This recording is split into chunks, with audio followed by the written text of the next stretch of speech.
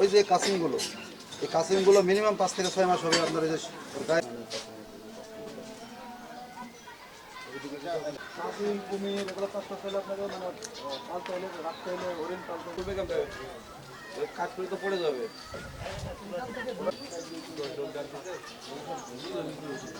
এটা খালের জিনিস খালে রাখতে রাখার এটা নদীতে রাখা যাবে না।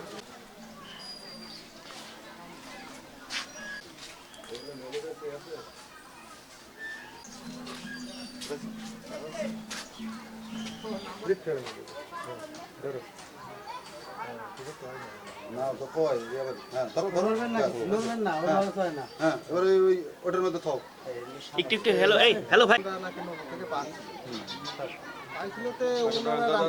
আমাদের দেশে বিলুপ্ত প্রায় মানে একবার শেষ পর্যায়ে এই প্রাণীটা আমাদের দেশে আছে। পূর্ণবয়স্ক এই ঘড়িয়াল আমাদের দেশে এখন বর্তমানে পদ্মা নদীতে মানে মিঠা একবারে দুর্বল হয়ে গেছে সব। পৃথিবীতে বুঝবেন যে আপনাকে ভালোর দিকটা খুব কম বলবে মানুষ।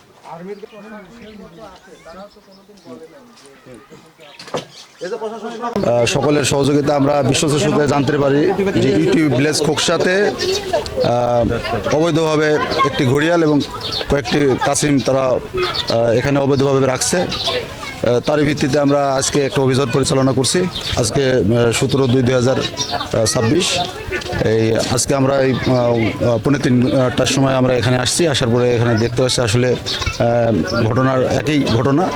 আমরা এখানে থেকে একটা 2 ফুট 6 ইঞ্চি 2 ফুট 6 ইঞ্চি একটা লম্বা ঘড়িয়াল 3 ইঞ্চি বাড় এবং খুবই নাজুক অবস্থায় ছিল, সেটা আমরা ধরছি। এবং একটা 3টা হলো আমরা স্থানীয় কাশিম আমরা উদ্ধার করছি এবং এখানে জব্দ করছি এবং আমরা তাদেরকে পরবর্তীতে আমরা আইনানুগ যে ব্যবস্থা সেটা আমরা গ্রহণ করব।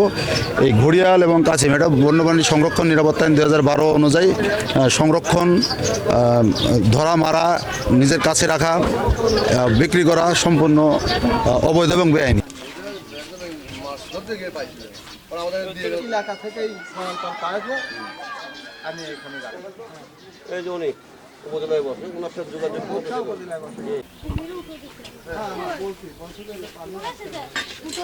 আবার কি করবো দিয়ে যা থাক এই এত গ্রামে তো দিতে পানি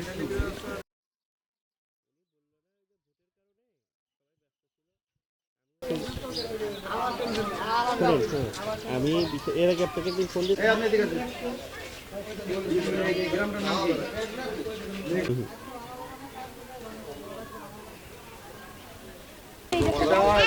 বাংলাদেশের বিলুপ্তি প্রায় 4টা অলরেডি আমাদের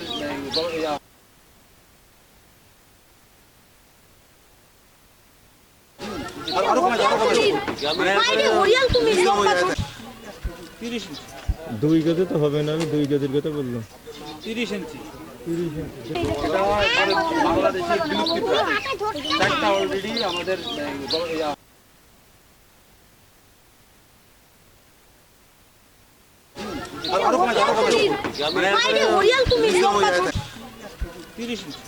দুই গজে তো হবে না, আমি 2 গজের কথা বললাম। 30 ইঞ্চি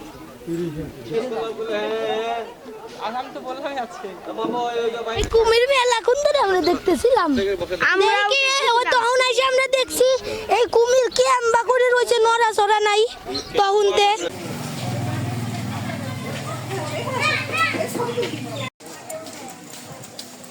ওই গেটে দাঁড়াবেন। হ্যাঁ